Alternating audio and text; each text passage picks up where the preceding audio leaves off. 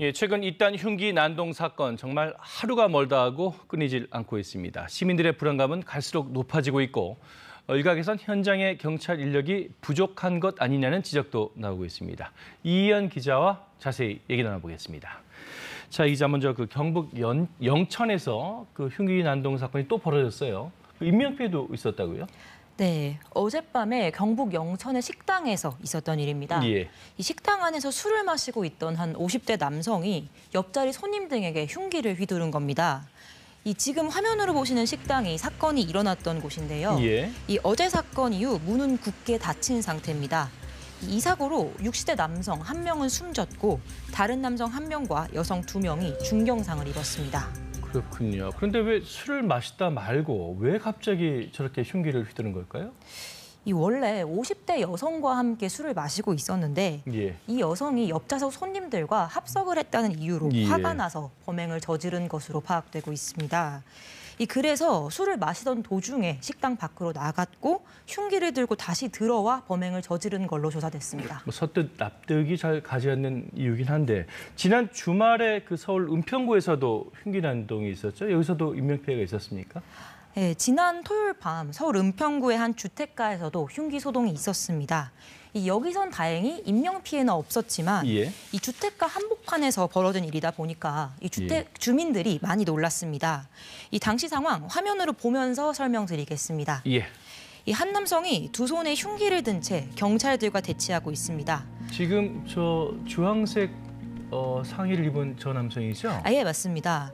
이 30대 남성 A씨는 이 흉기로 주변 사람들은 물론 출동한 경찰들을 위협하기도 하면서 2시간이 넘도록 난동을 이어갔습니다. 결국 현장에 추가로 경찰 특공대까지 투입된 뒤에야 현행범으로 체포됐는데요. 예. 이 당시 목격자의 말 직접 들어보겠습니다.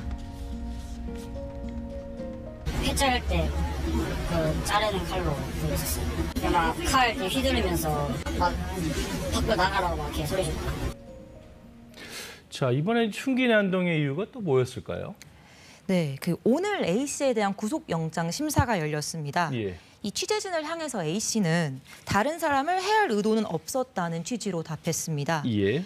이 경찰은 A씨가 금전 문제로 가족과 갈등이 있었다고 말하기도 했는데 A씨 역시 오늘 엄마가 자신은 못 믿어주면서 무속인에게는 돈 300만 원을 줘서 속상해서 그랬다고도 말했습니다. 예.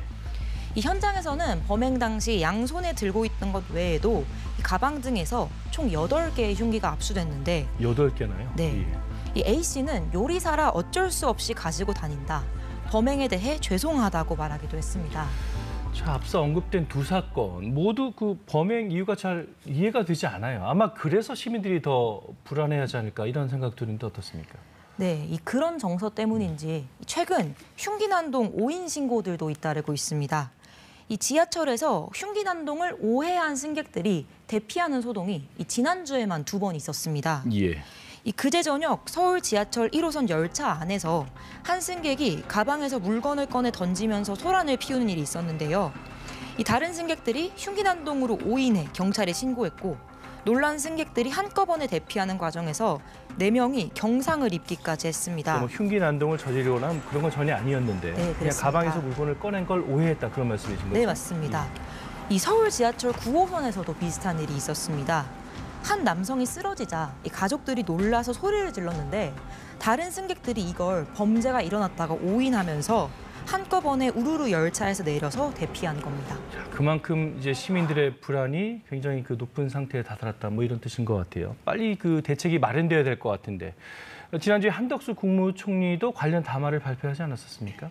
예, 이 취지는 경찰 조직을 치안 중심으로 재편하겠다는 거였습니다. 예, 경찰 조직에 대한 내용이었군요. 네, 그러면서 의무경찰제도 부활을 언급했는데 먼저 지난주 한 총리의 발표 내용 들어보시죠. 예. 의무 경찰제의 제도입도 적극 검토하겠습니다. 기존 병력 자원의 범위 내에서 우리의 인력의 배분을 효율적으로 효율화하는 방안을 의무 경찰제를 제도입을 검토하겠다. 이게 핵심 내용인 것 같네요. 네, 현장 인력이 채워지면 치안이 강화되지 않겠느냐는 건데 이 실제 서울경찰청 인력 상황을 보면 현장 대응 인력인 경사 이하 계급이 정원보다 턱없이 부족합니다. 예. 이 특히 순경의 경우는 정원의 절반 수준밖에 되지 않아서 경찰 입장에서 인력 충원이 시급한 문제긴 합니다. 자, 의무 경찰 재력을 검토하겠다. 그런데 그 군 병력 자원 자체가 부족해서 이 의경 제도가 폐지된 거 아닙니까? 이 재부활 가능할까요? 네, 당장 군 등에서 반발이 이어졌고 총리실은 이에 한 발 물러서는 듯한 모양새를 취했습니다. 대통령실도 의경 제도 도입보다는 예. 이 경찰 인력 구조 조정이 먼저다 이런 입장을 밝혀서 이 의경 제도 부활은 현실적으로 쉽지 않아 보입니다. 그러면 발표 전에 뭐 사전 조율이 좀 덜 됐다 이렇게 봐야 될까요? 예, 이제 행안부는 일단은 경찰 조직 정비를 우선 추진하겠다고 했는데 예.